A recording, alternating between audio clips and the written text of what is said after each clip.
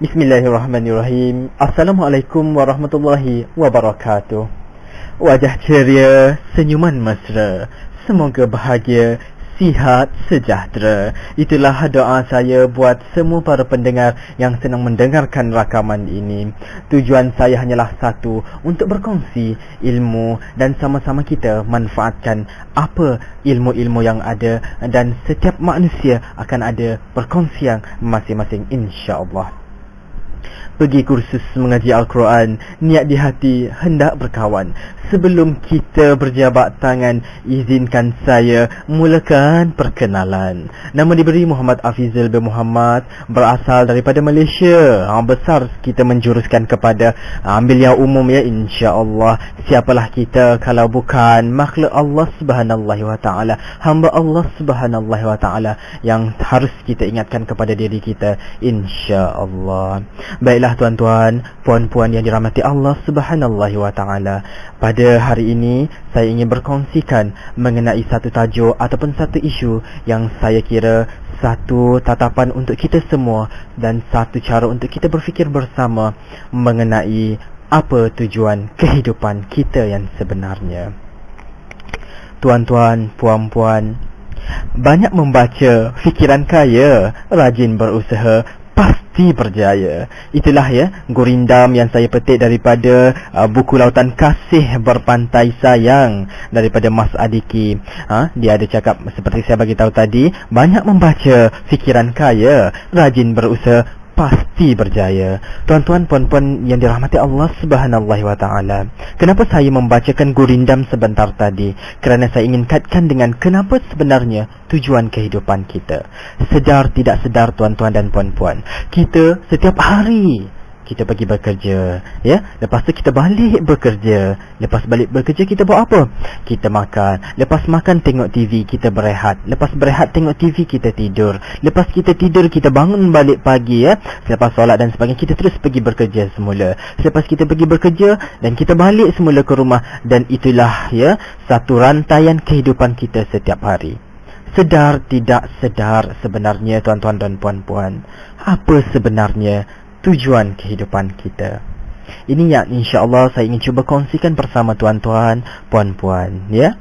Insya-Allah. Ada ilmu, nyalakan, jangan padamkan.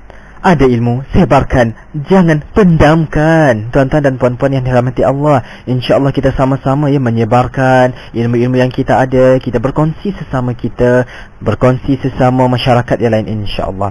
Ya, berkaitan dengan kenapa saya mengaitkan ataupun isu kenapa sebenarnya tujuan kita hidup. Kenapa setiap hari kita bekerja dan kita melakukan benda yang sama. Tuan-tuan, puan-puan yang dirahmati Allah, sebenarnya kehidupan kita ini adalah satu anugerah yang penuh hikmah yang berlaku dalam kehidupan kita. Tapi kadang-kala manusia tidak berfikir panjang, tuan-tuan, puan-puan. Saya mengingatkan diri saya dan juga pada semua para pendengar. Kenapa saya berkata demikian? Tuan-tuan, puan-puan, kita harus ingat, dalam kehidupan kita ini, dugaan dan cabaran itu kepada diri kita dan juga kepada manusia-manusia yang berada di sekeliling kita. Kenapa saya berkata demikian, tuan-tuan dan puan-puan?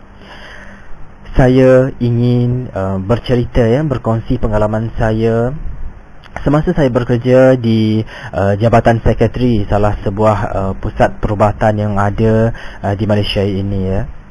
Semasa saya bekerja di Jabatan Sekretari tersebut, saya lihat ramai orang mengalami masalah kesihatan mental.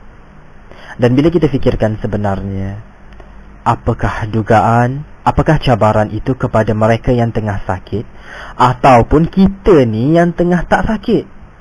Tuan-tuan, puan-puan, cuba kita fikirkan. Analoginya cukup mudah. Yang tengah mengalami kesihatan mental pastinya sedikit kurang waras untuk dia berfikirkan secara waras. Tapi kita manusia ini yang boleh berfikiran waras. Apakah sebenarnya tujuan kehidupan kita?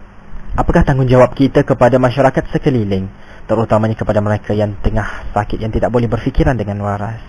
Tuan-tuan dan puan-puan, kalau ikutkan analogi saya, mereka itu sudah pun tidak dapat berfikir dengan waras, maka solatnya tidak diwajibkan ke atas mereka. Kerana salah satu yang harus mewajibkan manusia, umat Islam itu bersembahyang, bersolat adalah fikiran yang waras. Maka cabarannya kepada kita yang masih lagi boleh berfikiran waras. Tuan-tuan, puan-puan, saya sengaja melontarkan idea ataupun perkongsian ilmu ini untuk kita sama-sama berfikir. Kalau kita setiap hari pergi bekerja, balik kerja, pergi kerja, balik kerja, dan tiada perubahan yang lebih baik dalam kehidupan kita, maka kita harus fikirkan, apakah tanggungjawab kita kepada untuk pembangunan ummah itu sudah pun selesai, tuan-tuan, puan-puan? Itu yang cuba saya ingin mengingatkan kepada diri saya dan juga semua para pendengar. Tuan-tuan dan puan-puan, marilah sama-sama kita berfikir sejenak. Kita ambil iktibar daripada perkongsian cerita saya itu tadi, supaya ada satu perubahan dalam hidup kita, ada anjakan paradigma dalam hidup kita, untuk kita mengangkat diri kita, mengangkat masyarakat kita, dan juga mengangkat pembangunan ummah dalam masyarakat kita, tuan-tuan dan puan-puan. Apakah caranya? InsyaAllah, tuan-tuan dan puan-puan, saya tidak ingin berceloteh terlalu panjang. InsyaAllah jika ada kesempatan masa, kita akan cuba berkongsi ilmu mengenai apa sepatutnya kita buat dalam kehidupan ini sebenarnya. Tuan-tuan dan puan-puan, semoga apa yang saya kongsikan ini sama-sama kita fikirkan bersama, dan semoga ada hikmah di sebalik fikiran yang kita fikirkan ini. Dan akhir kata daripada saya, doa dan usaha adalah tawakal. Panjangkan akal, jangan sejengkal. Marilah sama-sama kita bersama-sama memanjangkan ilmu kepada sesiapa sahaja yang berada di persekitaran kita, insya-Allah. Dan akhir kata daripada saya, jaya dunia, jaya akhirat. Assalamualaikum warahmatullahi wabarakatuh.